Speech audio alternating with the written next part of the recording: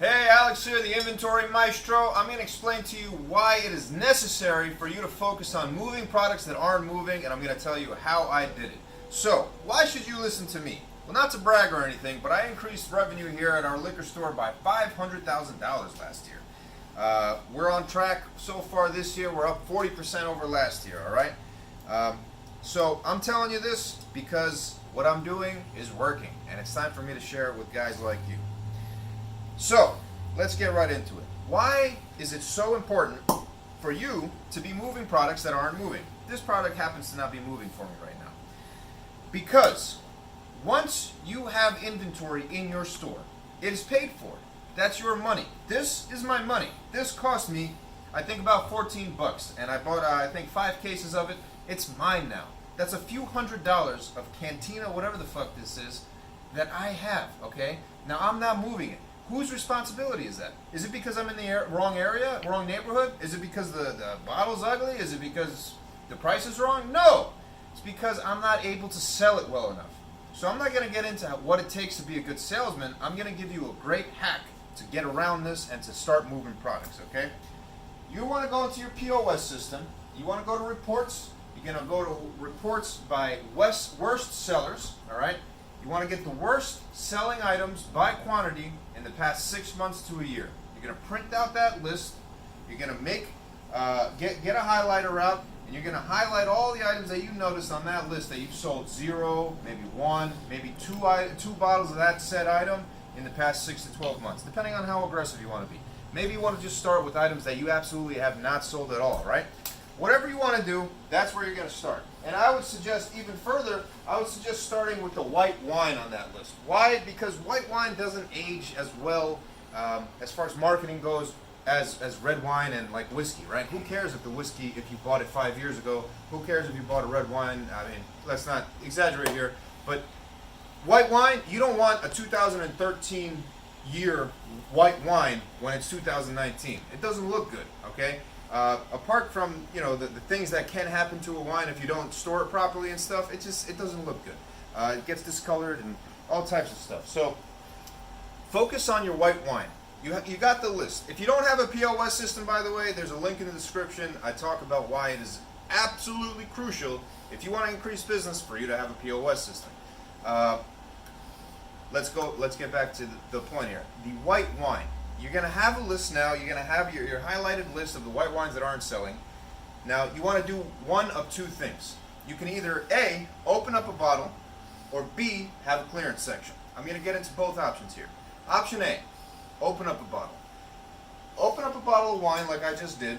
Get a couple of sample cups, the tiny ones. And your goal here is to have every single customer that walks in for the rest of the day, just offer them, hey, this is what you're going to say. Hey, whatever.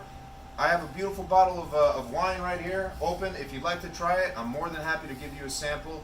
You're not trying to shove any product down your throat. Your goal here isn't to sell the 10 bottles of wine you have to the next 10 customers. Your goal is to have 100 customers throughout the day just try the wine until the wine is fucking gone. It's going to be sitting there anyway. If you haven't sold a bottle in 6 months, who really gives a shit, man? Just get rid of it, right? So this is what's going to happen. Most customers are just going to appreciate the fact that you're giving them a small sample, okay? But some customers, you're looking for the guys that say, ooh, wow, this is like really good. How much is it? And you're going to say, well, guess what? On the shelf, it's $16.99, but today I'm getting rid of it because it's an older vintage. I'm just going to give it to you at cost. And I suggest that you actually stick and be honest and give it to them at your cost, okay? You'd be surprised at how far honesty goes. And it creates it's an intangible factor, okay? What'll happen is people, they thrive on honesty for some reason, okay? They might even, you'd be surprised how many people are going to buy 3-4 bottles at a time once you go that route. Now, that being said, you have one more option, which is, I think, even better, right? You can do both options, but option B is to make a clearance section. Make some space in your store, clear some space. It doesn't have to be as big as this. This is my clearance section, by the way. Make some space on your shelves, all right? And what you want to do is make it quite obvious that this is a special section, all right? It should be able to tell your customers right away that, okay, this is a little bit strange. Everything else is black. Got red tape here and stuff. Got these weird, ugly-looking prices and shit. what's my point here? All of these items that I have here are on clearance. I'm selling these items at cost. Either they're not popular for me, or I have too much of it. I'm just trying to get rid of a bunch of cases. Anyway, I'm selling them exactly at cost. And so with option B, you also will have to tell every customer. You're not trying to get one customer to buy everything. You're just trying to get every customer to know about the clearance. This works much better when you do it very honestly, like I said, and organically. Okay, say, hey, guess what? We have a clearance sale going on today. We have some interesting items. If you're interested, please take a look. If not, no pressure, right? You absolutely no pressure. People know a good deal when they see it. You're not going to fool people. If you can't put stuff on clearance and have it at $1 less than it usually is. You must have actually low prices for this to work, right? And once you have all of that, customers will naturally just do it. They'll buy it. Okay. This is great. You have no idea how much we've sold thousands of items on clearance at this point. And why thousands? Because we had thousands of items that weren't selling. Okay.